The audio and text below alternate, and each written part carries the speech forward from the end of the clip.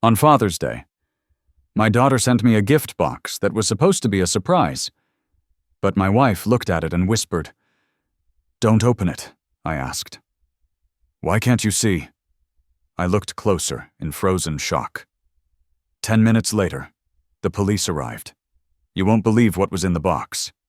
Before we continue, please subscribe to the channel and let us know where you're listening in the comments. Dad, do you even understand that I need the money now? Not after you die? The coffee cup shattered on the hard wooden floor. Brown liquid spilled onto the Persian rug. Emily's face flushed, and her manicured fingers still trembled from dropping the cup. I gripped the inheritance documents tighter. 35 years of careful planning, reduced to weapons in my daughter's desperate hands. The papers crinkled under my white knuckles. Emily, I'm not an ATM. You'll get your inheritance when the time comes. Michael lounged deeper into our leather sofa, his smirk widening. Come on, John. She's your only daughter. What's a few thousand to help us out? A few thousand. The man had no shame. Last month, it was gambling debts. Before that, Emily's shopping sprees. The requests never stopped. Only grew bolder. Help you out. I stood slowly, my 68-year-old joints protesting. I've helped you out for 4 years running. My retirement fund isn't your personal bank. Elizabeth appeared in the doorway, dish towel twisted in her hands. Please, everyone, just calm down. We can talk about this reasonably. Reasonably? Emily whirled toward her mother. He's sitting on hundreds of thousands while we're drowning in debt. Debt you created, I said quietly. Debt from your choices. The family photo on the mantel faced downward. Had it fallen during Emily's tantrum, or had someone deliberately turned it? The silver frame reflected the overhead light like a mirror, showing nothing but empty brightness. Michael shifted forward, elbows on his knees. Look, old man, you're not getting any younger. Why not enjoy sharing your wealth while you're alive to see it appreciated, old man? The disrespect tasted bitter in my mouth. This from someone who never held a steady job, who lived off my daughter's credit cards and my occasional generosity. Because I worked 45 years for that money. Each word came out harder than the last. 45 years of 12-hour days, missed dinners, canceled vacations, so you could have a comfortable childhood. Emily, so your mother and I could retire with dignity. Dignity, Emily laughed harshly. What's dignified about hoarding money while your daughter suffers? I looked at her designer handbag, her fresh highlights, her expensive jewelry, Michael's brand new sneakers. Their suffering looked remarkably comfortable. Your suffering is self-inflicted. The words escaped before I could stop them. Every crisis, every emergency, every desperate plea for money, you created them all. The silence stretched tight as piano wire. Elizabeth stepped fully into the room, her face pale. Jonathan, she whispered. Maybe we should what Emily's voice cracked like breaking glass. Should keep enabling your selfishness. Should keep pretending you're a loving father instead of a greedy miser. The accusations hit like physical blows. Greedy, selfish, unloving. 40 years of sacrifice. And this was my reward. Michael stood up, his expression shifting to something uglier. You know what I think, John? I think you enjoy watching us struggle. Makes you feel powerful, doesn't it? Get out. The words came from somewhere deep in my chest. Both of you. Get out of my house. Your house. Emily's eyes glittered dangerously. This house that Mom helped to pay for. This house where I grew up. You can't just kick out your own daughter. Watch me. But she wasn't moving. Neither was Michael. They stood there like predators who'd caught the scent of weakness, waiting for me to back down, waiting for the usual apology, the usual compromise, the usual check written to buy temporary peace, Not this time. I walked to the front door and opened it wide. Cool evening air rushed in, carrying the scent of honeysuckle and the distant sound of neighbors' laughter. Normal families, having normal conversations. How long had it been since we'd laughed together, Emily? I said without turning around. Take your husband and leave. Don't come back until you're ready to have a respectful conversation about your financial problems and your solutions that don't involve my wallet. You'll regret this, she hissed, grabbing her purse. When you're old and sick and need someone to take care of you. Remember this moment. Remember how you chose money over family. Her heels clicked across the hardwood like gunshots. Michael followed, pausing at the threshold. This isn't over, old man, he muttered. Family doesn't abandon family. The door slammed hard enough to rattle the windows. The silence felt heavier than their shouting had. I stood frozen at the front door, my hand still gripping the brass handle. Through the decorative glass panels, I watched Emily's BMW reverse aggressively out of our driveway, tires spinning on the asphalt. Elizabeth's soft footsteps approached from behind. Jonathan. I turned slowly. The living room looked like a battlefield. Coffee stains darkened the Persian rug we'd bought for our 25th anniversary. Inheritance documents lay scattered across the hardwood floor like fallen leaves. The overturned family photo caught the lamplight, its silver frame winking mockingly. 45 years. I whispered more to myself than to her. What, 45 years? I worked overtime shifts during her high school years so she could have new clothes, college textbooks, that car for her 16th birthday. My voice caught the wedding we couldn't afford, but paid for anyway. Elizabeth picked up the scattered papers, her movements careful and deliberate. She's struggling. Jonathan? The gambling problem is her choice. The words came out sharper than I intended. Every casino visit, every online bet, every lie about where the money went. Her choices.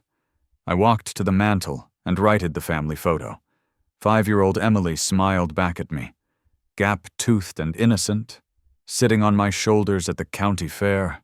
When had that joyful child become this manipulative stranger, demanding my life savings? Remember when she wanted that dollhouse for Christmas, I asked, touching the glass?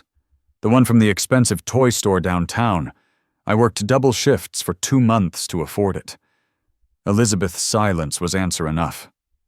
We both remembered, just like we remembered the ballet lessons, the summer camps, the brand name shoes because her friends all had them. Every sacrifice made gladly for our daughter's happiness. And now she throws coffee mugs at me because I won't hand over my retirement fund. She didn't throw it at you. Jonathan. She threw it at the floor. The distinction felt meaningless. The violence was the same, whether aimed at me or my possessions. The disrespect identical. I bent down and picked up one of the inheritance documents. The legal language blurred as I read it, but I knew every clause by heart. Years of careful planning, conservative investments, delayed gratification. Also, Emily would be financially secure after we were gone. Michael's influence, Elizabeth said quietly. He fills her head with these ideas about what we owe her. Michael didn't create her greed. He just gave it permission to show itself. The harsh truth hung between us. Our daughter had become someone we barely recognized. And we'd enabled it by always giving in, always writing the check, always smoothing over her latest crisis with our money. My phone buzzed. A text message from an unknown number, but I recognized the writing style immediately. Dad, I hope you're happy. Kids need winter coats and school supplies, but apparently your precious money is more important than your grandchildren. Don't expect to see them anytime soon. Grandchildren, the ultimate weapon in Emily's arsenal. Sophia and Noah, 9 and 7 years old. Innocent casualties in their mother's war for my wallet. She knew exactly where to strike to cause maximum pain. I showed Elizabeth the message. Her face crumpled. She wouldn't really keep them away from us, would she? But we both knew she would. She'd done it before during smaller arguments. A week here, 2 weeks there, whenever we didn't immediately comply with her financial demands.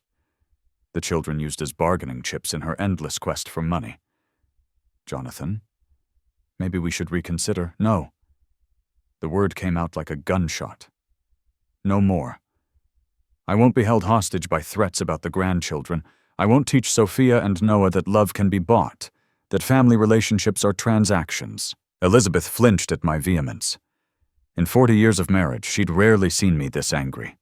Even during our worst arguments, I'd never spoken with such cold finality. But something had shifted tonight. Some fundamental understanding about my daughter, about our relationship, about the future I'd imagined for our family. The illusion of loving sacrifice had shattered as completely as that coffee mug. My phone buzzed again. 7 days later. I sat on our front porch with the Sunday paper, trying to find normalcy in the Father's Day morning routine. The coffee had grown cold in my mug, but I held on to it anyway, watching neighbors emerge for their weekend activities. The Smiths were loading their car for what looked like a family outing.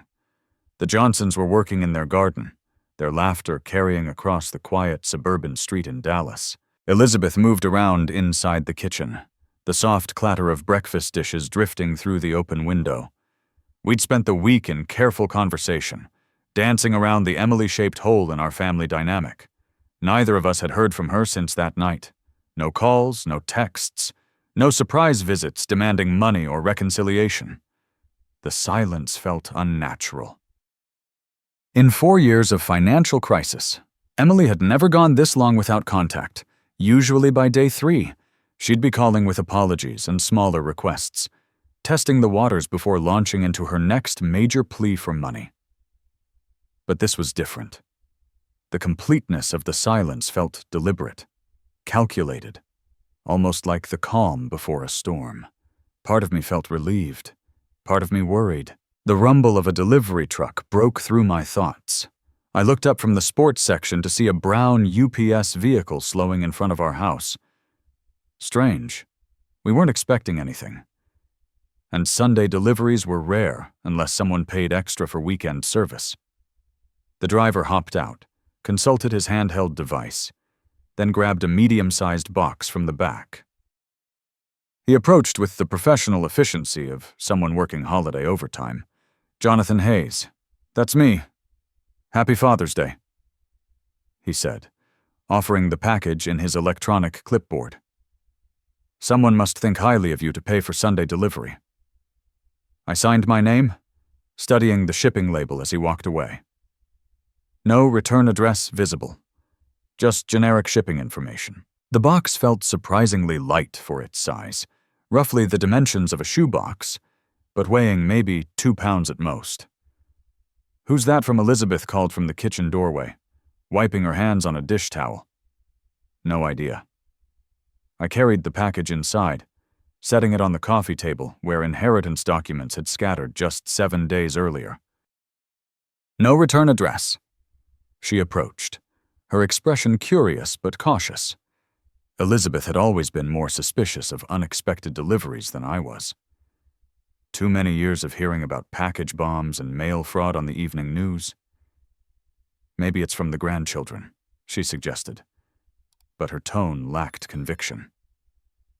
Sophia did ask about Father's Day when we saw them last month, before Emily had weaponized them against us, before the threats and ultimatums.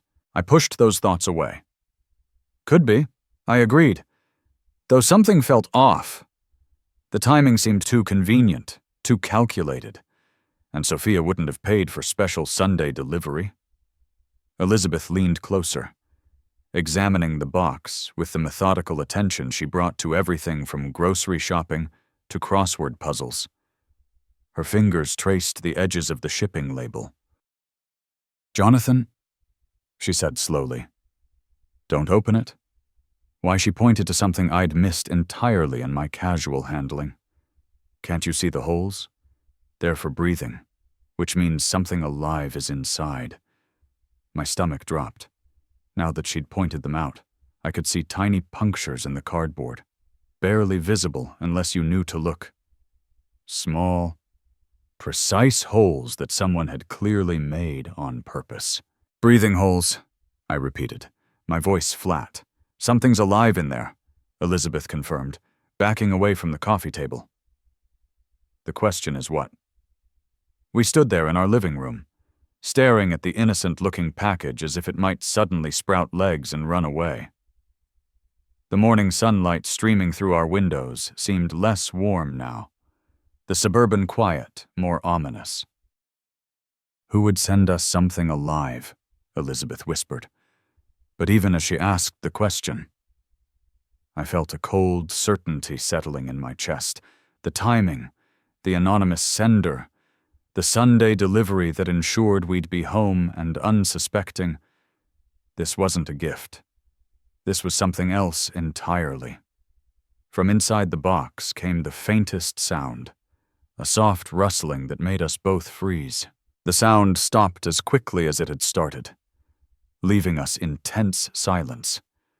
Elizabeth grabbed my arm, her fingernails digging into my skin through the cotton of my polo shirt. Did you hear that she breathed? I nodded, unable to trust my voice. Whatever was in that box was very much alive, and it was waking up. A soft hissing sound emerged from the cardboard, barely audible, but unmistakably real. We both froze, staring at the package as if it might explode at any moment. The sound stopped. Silence stretched between us like a held breath. Then it came again, longer this time. A distinct hiss that sent ice through my veins. Elizabeth's grip on my arm tightened until her nails bit through the fabric of my shirt. "Jonathan," she whispered, her voice barely a breath. "Call someone now." My hands shook as I pulled out my phone, muscle memory taking over while my mind struggled to process what we were facing. The numbers felt foreign under my trembling fingers. "What's your emergency 911? We have a suspicious package here with something alive inside." The words tumbled out faster than I intended. It was delivered this morning with no return address, and it's making sounds. "Sir, can you describe the sounds you're hearing?" I glanced at Elizabeth, who nodded encouragingly. The hissing had stopped again, but we both knew it would return. "Hissing," I said, like I couldn't finish the sentence. "Like a snake." The thought felt too dangerous to voice aloud. "Are there any visible threats or damage to the package?" "No visible damage, huh. But there are small holes punched in the cardboard. Breathing holes?" My voice cracked on the last words. "Sir, I am dispatching officers to your location immediately. Please maintain a safe distance from the package and do not attempt to open it. Can you move to another room? We're about 6 feet away in our living room. Should we leave the house? Stay inside, but keep your distance. Officers should arrive within 10 minutes. Do not touch or move the package under any circumstances." The line went quiet, except for the dispatcher's typing. 10 minutes felt like an eternity when something dangerous was sitting on our coffee table, growing more active with each passing moment. "Who could have done this?" Jonathan Elizabeth asked once I'd hung up. The question I'd been dreading. The answer felt obvious, but saying it out loud would make it real. Would acknowledge that our daughter had crossed a line I'd never imagined possible. "I'm afraid to guess," I admitted, but my mind was already there, connecting dots I didn't want to see. The timing on Father's Day wasn't coincidental. The anonymous sender who knew our address, our schedules, our vulnerabilities. Someone angry enough about our recent argument to plan something this elaborate, this cruel. Another sound from the box made us both step backward, not just hissing this time, but a rustling that suggested movement. Something shifting position inside the confined space. "The argument," Elizabeth said quietly. 7 days ago. She was so angry when she left. She didn't need to say Emily's name. We were both thinking it, both arriving at the same horrible conclusion through different paths of logic and dread. But this, I gestured at the package. This isn't anger. This is something else. Revenge. The word hung unspoken between us. Too ugly to voice, but impossible to ignore. Our daughter. The child we'd raised and supported and loved despite her flaws, had sent us something designed to frighten or harm us. The box rustled again, more insistently this time. Whatever was inside was definitely awake now, probably confused by its surroundings, possibly agitated by our voices and movement. What kind of person does this to their own parents? Elizabeth's voice broke on the question. Someone desperate, I said, though the words felt inadequate. Someone who thinks they've been wronged. But deep down I knew it was more than desperation. This required planning, calculation, a level of malice that spoke to something broken in the relationship between parent and child. Emily hadn't just lashed out in anger. She'd crafted a deliberate act of psychological warfare. The sound of car doors slamming outside made us both jump. Through the front window, I could see a police cruiser in our driveway. 2 officers walking toward our door with the purposeful stride of people trained to handle dangerous situations. Relief flooded through me so quickly it made my knees weak. Professional help had arrived. Soon. Whatever nightmare lurked in that innocent-looking package would be someone else's responsibility to handle safely. The doorbell rang, sharp and authoritative. In the tense quiet of our home, I opened the door before Officer Daniel Brooks could knock a second time. His presence filled the doorframe, tall, solidly built with the practiced alertness of someone who'd handled domestic emergencies.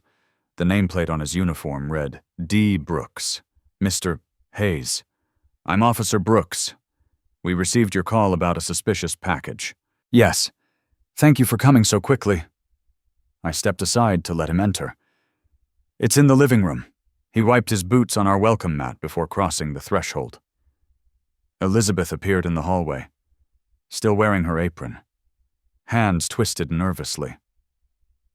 Officer, we're just so grateful you're here. We didn't know what else to do. You did exactly the right thing, ma'am. His voice carried calm authority. Can you show me the package? We led him to the living room where the box sat on our coffee table, looking smaller now that professional help had arrived. Officer Brooks approached carefully, pulling latex gloves from his utility belt. When did this arrive? About 35 minutes ago, I said. Sunday delivery. Someone paid extra for weekend service. He examined the shipping label without touching the box. No return address visible, and you heard sounds coming from inside. Hissing, Elizabeth said quietly, like... She couldn't finish. Like a snake. Officer Brooks completed matter-of-factly. I've handled similar situations before. Usually non-venomous, but we take every precaution. He reached for his radio. I'm calling animal control. They have proper equipment for safe removal. Dispatch? This is Unit 47 requesting animal control services at 456 Elm Street. Suspected snake delivery and residential package. The radio crackled back with confirmation. 20 minutes for animal control to respond. Officer Brooks turned back to us, shifting from procedural efficiency to investigative curiosity. Do you have any idea who might have sent this? The question I'd been dreading? I felt Elizabeth's eyes on me, waiting to see how I'd respond. I don't know, I said carefully. Probably just some kids playing pranks. His gaze sharpened slightly. Kids would need access to live animals, shipping materials, knowledge of your address. This required planning and resources. My mouth went dry. He was right. Someone with means and motive had deliberately sent us a snake on Father's Day. Have you had any recent conflicts, family disagreements? Family disagreements. The phrase hung in the air like an accusation. Elizabeth tensed beside me, both of us walking the tightrope between honesty and loyalty. Nothing that would lead to this. I managed. Officer Brooks studied my face, noting the hesitation, but he didn't push. Instead, he pulled out a small notebook.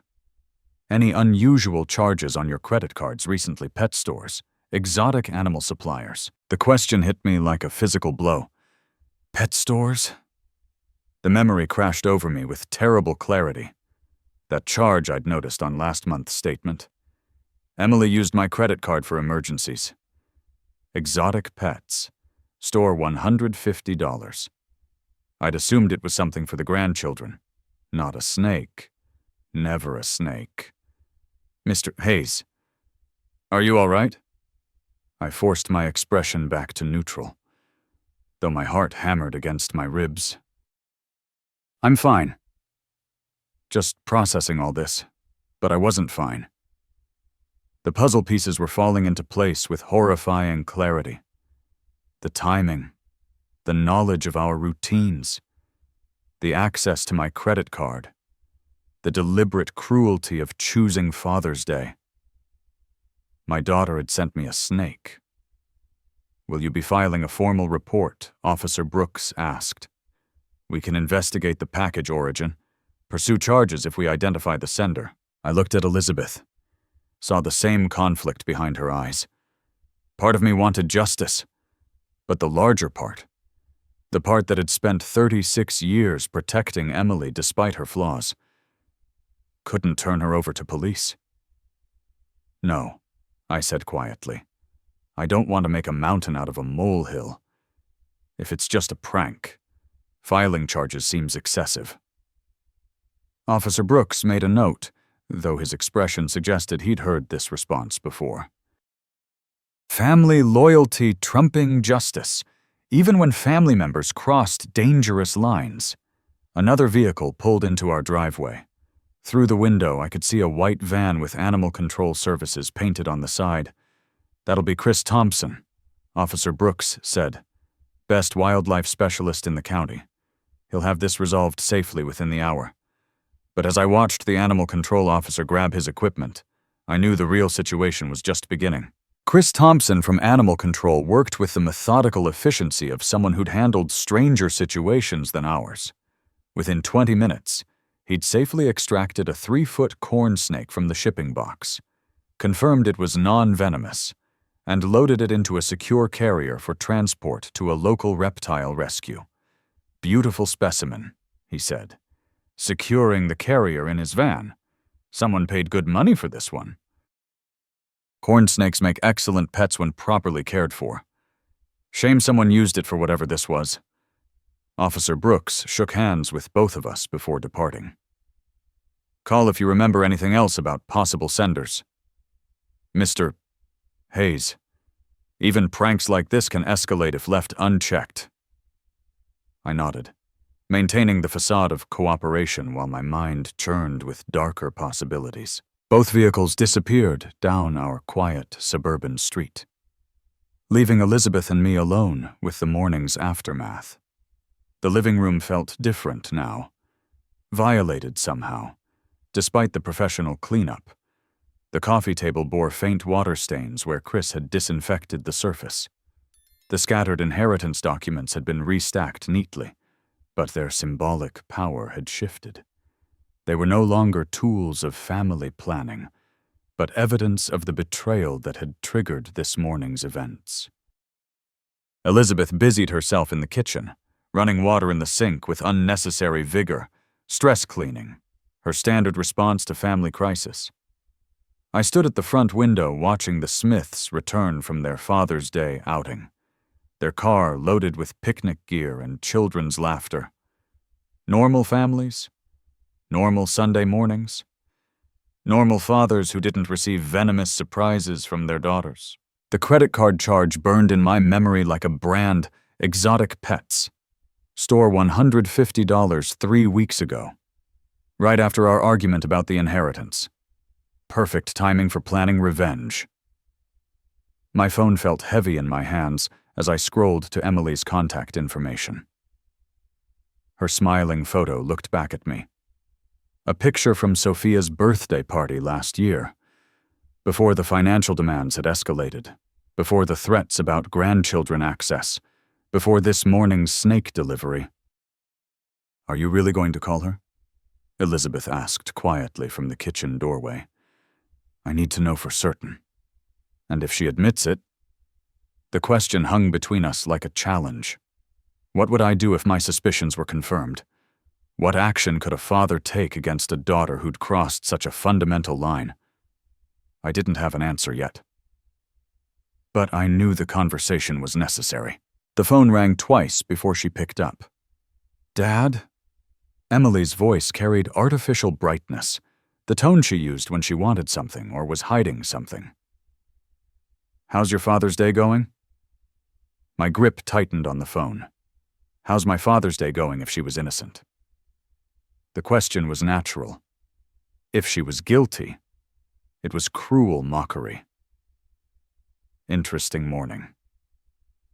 Actually, "Emily, you wouldn't happen to know anything about a strange Father's Day gift?" "No, Dad. What happened?" Her response came quickly. Almost too quickly. But it was what happened next that confirmed my worst suspicions. In the background, unmistakably, I heard Michael's quiet laughter. Not the surprised chuckle of someone hearing unexpected news, but the satisfied snicker of someone who thought they'd gotten away with something clever. The sound hit me like a physical blow. All doubt vanished in that moment of careless amusement. My daughter had sent me a snake, and her husband found it entertaining. "Just some confusion with the delivery," I said, fighting to keep my voice steady. "Nothing important. I should let you go." "Are you sure everything's okay? You sound strange." Strange I was discovering that my only daughter had tried to terrorize me with a live reptile. And she thought I sounded strange. "Everything's fine. Emily, enjoy your Sunday." I ended the call before she could respond, before my carefully maintained composure could crack completely. The phone trembled in my hands as the full weight of betrayal settled over me. Elizabeth appeared at my side, reading my face with the intuition of 40 years of marriage. "You heard something." Michael laughed. The words came out flat, emotionless in the background. When she asked what happened, he laughed like it was the funniest joke he'd ever heard. Her hand found my arm, a steadying presence in the shifting landscape of our family dynamics. "What are you going to do?" I looked down at the phone, then toward my home office, where the computer held access to bank accounts, credit cards, and all the financial tools that had kept Emily afloat for 4 years running. I'm going to teach my daughter about consequences. 7 o'clock found me sitting in my home office, door closed, computer humming quietly in the evening stillness. I'd spent the afternoon in careful thought, walking through our neighborhood, reviewing 35 years of financial decisions that had brought us to this moment. The anger had settled into something colder, more purposeful. My desk held the accumulated evidence of a father's generosity. Bank statements showing monthly transfers to cover Emily's rent, credit card bills I'd paid without question, insurance premiums, car payments, emergency loans that were never repaid. 3 decades of enabling disguised as love. The leather portfolio beside my keyboard contained documents I'd reviewed dozens of times, copies of checks written for her wedding, receipts from the car I'd sold to pay her gambling debts, bank transfers labeled emergency assistance that had become monthly obligations. Each piece of paper told the same story of a daughter who had learned to see her father as an endless source of money rather than guidance. The computer screen glowed as I navigated to our online banking portal. My fingers moved steadily across the keyboard, typing the familiar passwords I'd never shared with Emily, though she'd managed to access plenty without them. First, The credit card account, the same one that showed the exotic pets store charge from 3 weeks ago. Emily appeared as an authorized user, a status I'd granted her during college for emergencies, 20-year-old emergencies that had multiplied into a permanent lifestyle. I clicked on Manage Users. The system prompted me with security questions. My mother's maiden name. The street where I grew up. Simple answers that unlocked access to tools I should have used years ago. Remove authorized user, the screen asked in neutral blue text. My cursor hovered over confirm for perhaps 10 seconds, not from hesitation, but from the profound shift I felt occurring within myself. 35 years I've funded your irresponsibility. Enough. I clicked. User access revoked. Changes will take effect within 1 business hour. Next came the PIN changes. Emily had somehow learned the numbers. Probably watching over my shoulder during one of our many financial rescue missions. I selected new digits the year Elizabeth and I were married, numbers that meant something to our relationship but nothing to our daughter's schemes. The automated payments required more attention. Monthly transfers to her checking account. The recurring payment for her car insurance. A subscription service for her gym membership that she'd convinced me was essential for her mental health. Each cancellation required confirmation. A digital paper trail of my decision to stop being her private bank. My hands remained steady throughout the process. No trembling, no hesitation. This wasn't cruelty. It was overdue accountability. I remembered the conversation last month when she'd called, sobbing about the gambling debts, how she'd promised this was the last time. The final crisis I'd need to solve. I'd believed her, transferred another $6,000, and told Elizabeth we were helping our daughter learn responsibility. Instead, I'd been teaching her that consequences were optional. The final screen showed a summary of changes. Credit access removed, automatic payments canceled, PIN codes updated, the work of 35 years of enabling undone in 30 minutes of methodical clicking. Save changes.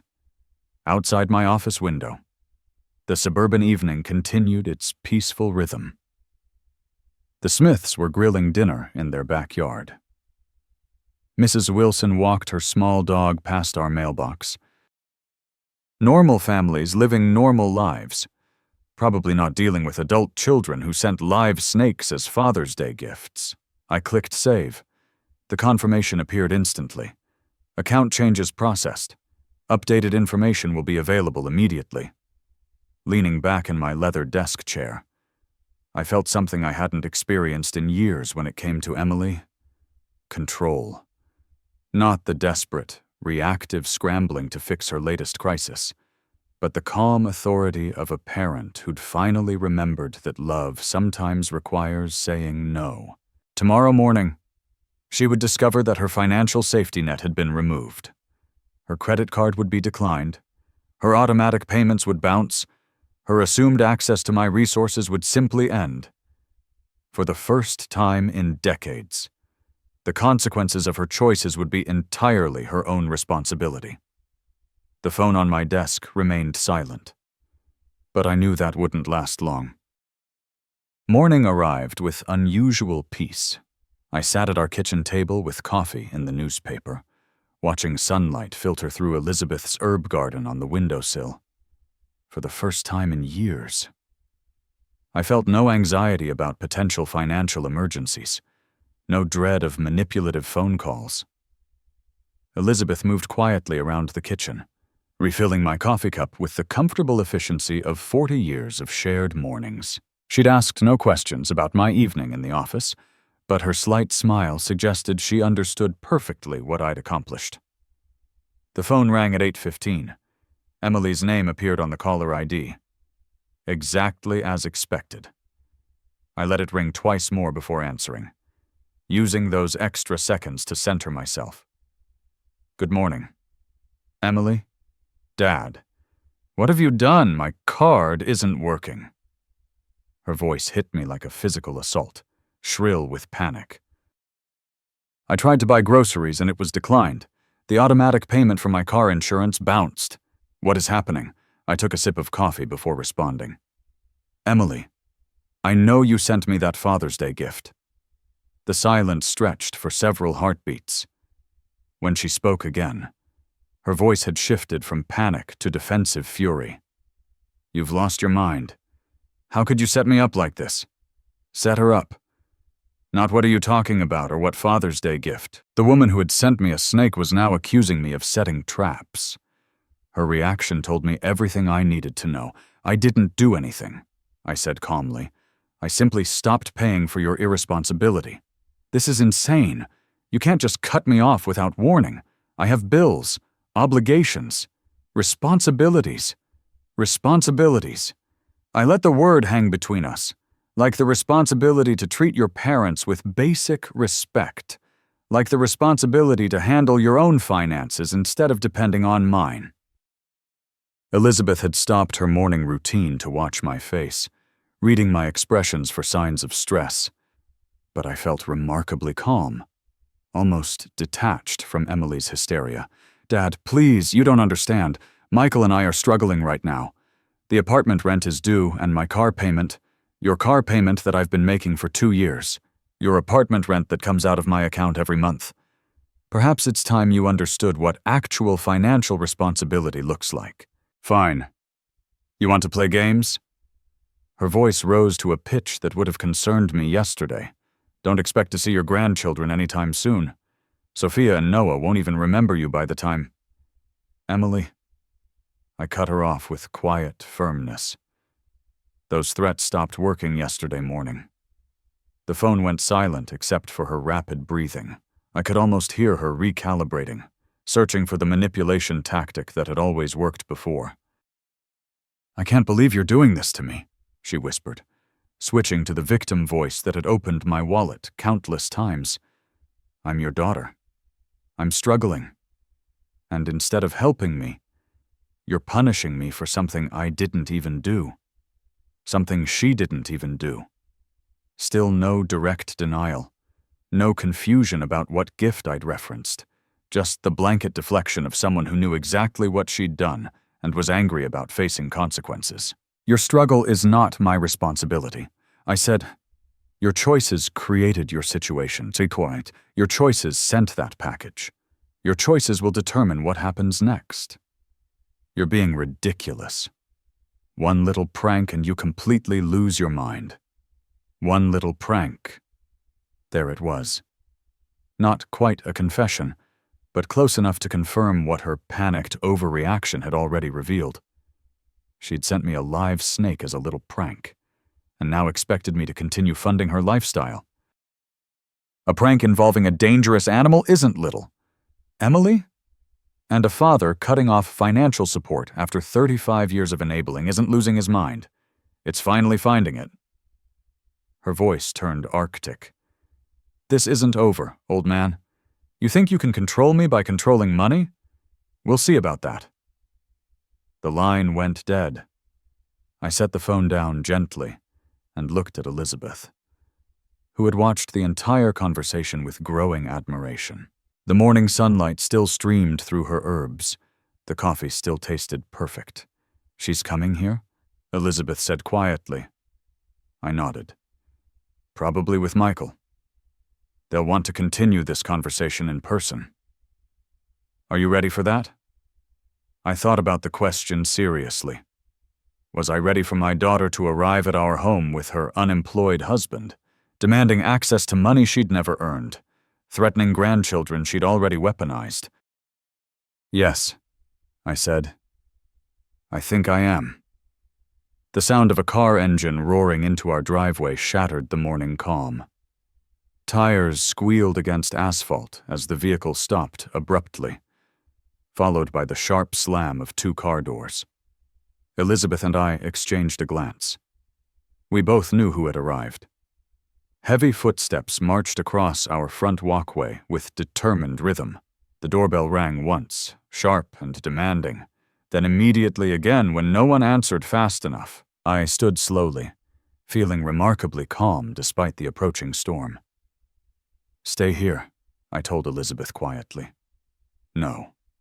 Her voice carried unexpected strength. We're in this together. The doorbell gave way to aggressive knocking. I walked to the front entrance and opened it to find Emily and Michael standing on our porch, like a two-person army ready for battle. Emily's face was flushed red with anger, her hair disheveled as if she dressed hastily and driven here in fury. Michael loomed behind her, his expression dark with malice I'd never seen directed at me before. Dad. Emily's voice vibrated with barely controlled rage. We need to talk. We already talked this morning. I remained in the doorway, not inviting them inside. I thought I was quite clear. Clear. She laughed harshly. You were insane. You can't just cut me off because of some ridiculous misunderstanding about a Father's Day package. Even now, standing on my doorstep demanding money. She couldn't bring herself to admit what she'd done. There's no misunderstanding. Emily, you sent me a snake. I responded appropriately. Michael stepped forward, his bulk filling more of the doorway. Look, old man, maybe you didn't think this through properly. Emily has expenses, responsibilities. Kids need things. Kids whose mother threatens to keep them away from their grandparents when she doesn't get money. I replied evenly. Emily's face contorted with desperate fury. Fine. You want to play hardball. You'll never see your grandchildren again. Sophia and Noah will grow up knowing their grandfather chose money over family. The words that had once been my greatest fear now felt powerless against the clarity I'd gained. I looked at my daughter and saw not the child I'd raised, but the manipulative stranger she'd become. Emily, I said quietly, that's not a threat. That's a blessing. The shock on her face was complete. This was not the response she'd expected, not the devastating blow that had always brought me to my knees before. Michael's mouth fell open. You... What Emily stammered. If you're the kind of person who uses children as weapons against their grandparents, then perhaps it's better that they're not exposed to that kind of manipulation while they're young. Michael's expression shifted to something darker. He stepped forward close enough that I could smell the anger radiating from him. We know where you live. Old man, he said, his voice low and menacing. We know your routines, your schedule. You might want to reconsider your position. I felt Elizabeth tense behind me, but I remained perfectly still. Are you threatening me? Michael, I'm just saying that family relationships work both ways. You want to cut us off, fine, but don't expect us to just disappear quietly. Actually, I said, that's exactly what I expect. And if you choose not to disappear quietly, that becomes a matter for the police rather than family negotiation. Emily grabbed Michael's arm, perhaps sensing he was pushing into territory that could have legal consequences. But her touch didn't calm him.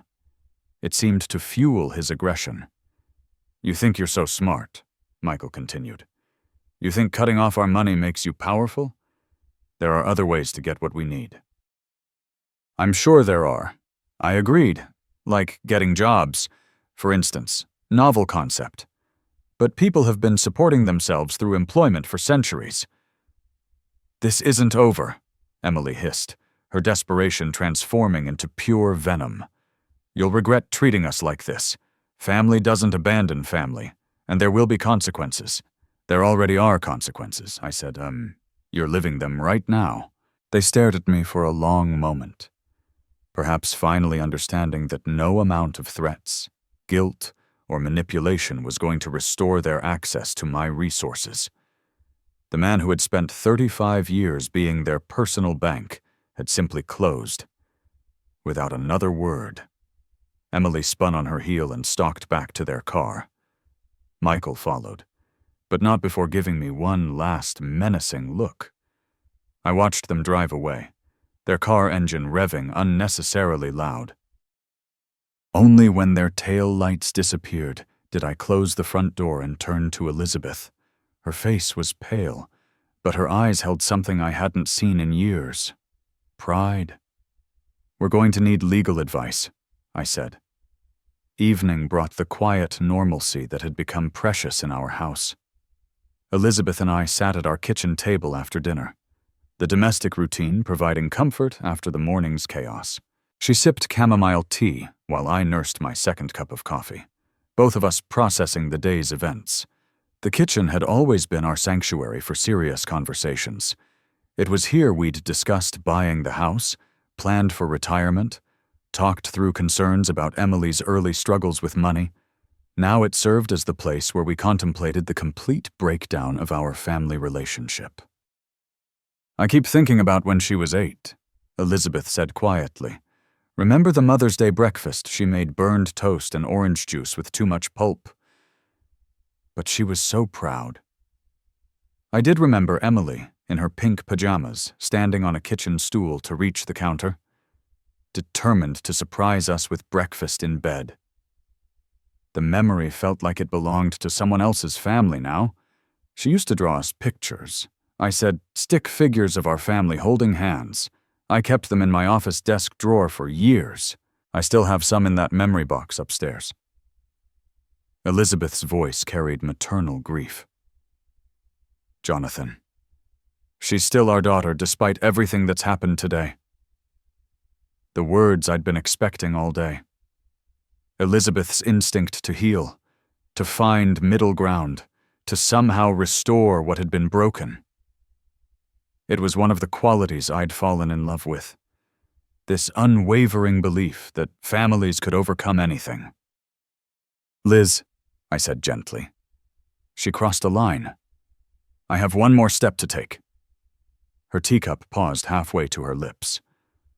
What kind of step? I looked at my wife's face, seeing the concern there, the hope that whatever I was planning might somehow bring our daughter back instead of pushing her further away.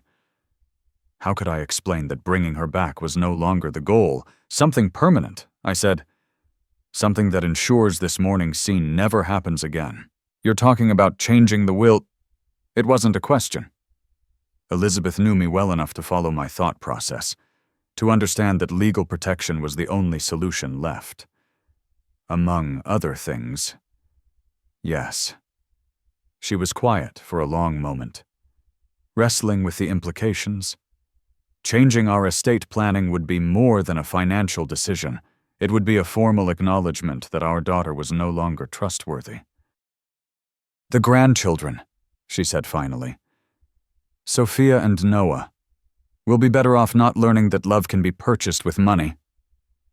I reached across the table and took her hand. Elizabeth. What she did today wasn't desperation. It was calculated cruelty. The snake, the threats, the manipulation. That's who she's chosen to become.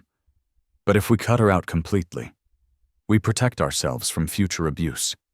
We protect our marriage from constantly managing her crisis. We protect our retirement from being slowly drained away by someone who sees us as a resource rather than parents. Elizabeth squeezed my hand, her thumb tracing across my knuckles. In the gesture that had comforted me through decades of smaller challenges, this wasn't a smaller challenge, though this was the end of something fundamental. Will it stop her? She asked. If you change everything legally, will she finally leave us alone? It will remove her incentive for contact, no access to money, no inheritance to protect, no leverage to maintain. She'll have to find other people to manipulate. The pragmatism of it felt cold but necessary. Emily would move on to easier targets, people who hadn't yet learned to recognize her patterns. I hate that it's come to this, Elizabeth whispered. So do I. But I won't spend our remaining years being held hostage by threats and manipulation. I won't let her destroy what we've built together. Outside our kitchen window, the suburban evening continued its peaceful rhythm. The Smiths were walking their dog. Mrs. Wilson was watering her garden. Normal people living normal lives. When will you do it? Elizabeth asked. Tomorrow morning. I'll call Sarah Jenkins first thing. She's handled our legal work for 15 years. She'll know exactly what needs to be done to make it ironclad. Elizabeth nodded slowly, accepting the inevitable, even as it broke her heart. And if Emily finds out? She will, eventually, but by then the legal protections will be in place. Her anger won't be able to touch us anymore. I stood up from the table, carrying our empty cups to the sink. Behind me, I heard Elizabeth's quiet sigh, not disagreement, but grief for the daughter we'd lost. Tomorrow, I would take that final step. Tonight I would hold my wife and let her mourn the family we'd thought we were.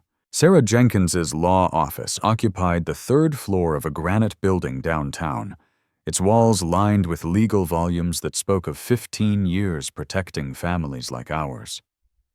I sat across from her mahogany desk with a manila folder of documents, feeling calmer than I had in weeks. "Jonathan," she said, removing her reading glasses, "when you called this morning, you mentioned needing comprehensive legal protection. Tell me what's been happening." Sarah had handled our wills, property transfers, and Elizabeth's mother's estate. She knew us as the stable couple who planned ahead and paid bills promptly. What I was about to describe would sound like a different family entirely. I explained the inheritance argument, the snake delivery, the blocked credit cards, yesterday's threatening confrontation. Sarah listened without interruption, occasionally making notes, her expression growing more serious with each detail. Michael said, "They know where we live, know our routines." I concluded. It felt like a direct threat. She set down her pen and leaned back. "Jonathan, this goes beyond a family disagreement. You're describing harassment and intimidation. We need to address this on multiple fronts. That's what I was hoping you'd say." Sarah pulled out a fresh legal pad. "Let's start with your will. You mentioned wanting to restructure your inheritance. I want my money to go to my grandchildren's education, not to my daughter's casino," I said. "That's a wise decision, Jonathan." Her voice carried professional warmth. "We can create an educational trust fund that provides for Sophia and Noah's schooling, college expenses, and legitimate educational needs while preventing any access by their parents." She outlined the framework. An independent trustee would manage the funds, releasing money only for documented educational expenses. Emily and Michael would have no access, no control, no ability to manipulate the children's inheritance. "What about Elizabeth?" I asked. "Fully protected." "Of course, the house, your retirement accounts, her security. Nothing changes there. This only affects what would have gone to Emily." Next came the restraining order documentation. Sarah opened a new file and began systematically recording yesterday's confrontation. The threatening language, the escalating pattern that had culminated in actual intimidation. "The snake incident is particularly concerning," she said, writing quickly. "Using live animals to frighten elderly parents shows planning and malice that courts take seriously. How long does this process take? The will modifications can be finalized within the week. The restraining order can be filed today. Once it's granted, any contact from Emily or Michael becomes a legal matter rather than a family dispute." I felt something release in my chest, a tension I'd been carrying for months. The weight of being perpetually available for Emily's crisis, of walking on eggshells to avoid triggering her threats, of enabling destructive behavior. All of it was ending. "There's one more thing," Sarah said. "Based on what you've described, I recommend documenting everything for potential future legal action. Keep records of any attempts to contact you, any violations, any attempts to involve the grandchildren." "You think it will get worse before it gets better? People who use manipulation and threats don't usually accept boundaries gracefully. When Emily discovers she's been cut out of your will and served with a restraining order, her reaction may be significant. But that no longer frightened me. With legal protections in place, her anger would be directed at a system designed to handle such behavior, not at two elderly parents trying to enjoy their retirement." Sarah's assistant brought in the prepared documents. As I signed my name to each page, I felt the satisfying finality of decisions made and implemented. 35 years of financial enabling was officially ending. Our home would be legally protected from harassment. The restraining order should be approved by end of business today. Sarah said court officers will serve both Emily and Michael by tomorrow morning. After that, any contact with you or Elizabeth becomes a criminal matter. I stood to leave, shaking hands with the woman who had just helped me reclaim control of my own life. Outside her office windows, the city continued its normal rhythm. Jonathan Sarah called as I reached her door. "You've made the right choices. Your family's safety and security come first." I nodded, tucking the folder under my arm. Tomorrow morning, Emily would discover that manipulation was no longer an option. Tonight, Elizabeth and I would sleep peacefully, knowing the law was finally on our side. 2 days passed in the most peaceful quiet I'd experienced in years. Elizabeth and I fell back into the comfortable routines that had been constantly interrupted by Emily's crisis.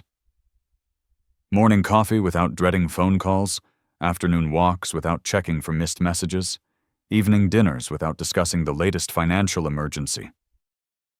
On Thursday afternoon, Sarah called to confirm what I'd been anticipating. "Jonathan, the documents were delivered at 2:15 today. Both Emily and Michael have been served with the restraining order, and they've received copies of the will modifications. It's done." I thanked her and hung up, then sat quietly in my chair for several minutes. Outside our window, Mrs. Wilson was planting spring flowers in her garden. The Smiths' children were riding bicycles on the sidewalk. Normal suburban life, continuing its peaceful rhythm. "The papers were delivered," Elizabeth asked from the kitchen doorway. "This afternoon," I confirmed. "It's finished." She came and sat beside me, taking my hand in hers. We didn't need to discuss what Emily's reaction might be, or whether she would try to find ways around the legal barriers Sarah had erected. The law was clear. The protections were comprehensive. And for the first time in 35 years, we were truly free from her manipulation. I thought about the daughter I'd raised, the little girl who'd drawn stick figure families and made breakfast in bed on special occasions. That child had grown into someone who sent live snakes to her father and threatened to weaponize his grandchildren against him. The transformation had been gradual enough that I'd spent decades making excuses for increasingly unacceptable behavior. But the woman who'd stood on my doorstep demanding money and making threats wasn't someone I needed to enable any longer. The legal documents had created the boundaries that love alone could never establish. They got what they wanted. I'm no longer in their lives. The irony wasn't lost on me. Emily had spent years threatening to cut off my access to Sophia and Noah whenever I didn't comply with her financial demands. Now, through her own escalating behavior, she'd ensured that separation permanently, while simultaneously losing any claim to the inheritance she'd been so desperate to control. Sophia and Noah would be provided for through their educational trust fund, managed by professionals who couldn't be manipulated or threatened. Their college expenses, tutoring, books, legitimate educational needs, all secured without giving their parents access to resources they'd proven incapable of managing responsibly. Elizabeth squeezed my hand. "Do you think she understands what she's lost?" "She will," I said. "The restraining order means any attempt to contact us becomes a criminal matter. The will changes mean there's no inheritance to fight for, no financial incentive to maintain even hostile contact. She'll have to find other people to manipulate, and if she violates the restraining order, then it becomes the police department's problem, not ours." For 35 years, I'd been Emily's safety net, catching her every fall while she learned nothing from the experience. I'd sold my classic car to pay her gambling debts. I'd covered her rent when she claimed unexpected emergencies. I'd written check after check, always believing that this time would be different. This crisis would be the last one. The snake had been her final communication with me. Everything she wanted to say about our relationship had been contained in that box. Dangerous. Venomous. Designed to frighten and intimidate. But instead of driving me back into compliance, it had driven me to Sarah's office and the legal protections I should have sought years earlier. As the sun set through our kitchen window, Elizabeth and I prepared dinner together with the easy cooperation of a couple who no longer carried the weight of constant family drama. No phone calls interrupted our conversation. No emergency texts demanded immediate financial rescue. No threats hung over our heads about access to grandchildren. The quiet felt profound, like the silence after a long, exhausting storm has finally passed. Tomorrow we would wake up in a house legally protected from harassment. Our retirement savings would remain intact, earning interest for our own security rather than being slowly drained by someone else's poor choices. Our marriage would continue without the constant stress of managing an adult child's manufactured crisis. I had reclaimed my role as a father who loved his daughter enough to refuse to enable her destruction of herself and others. Legal boundaries had replaced emotional manipulation. Professional consequences had replaced family guilt. The law had given me back my life. Tonight, for the first time in decades, I would sleep without wondering what tomorrow's crisis would cost me. If you like this story, please like this video, subscribe to the channel, and share your impressions of this story in the comments. To listen to the next story, click on the box on the left. Thank you for watching.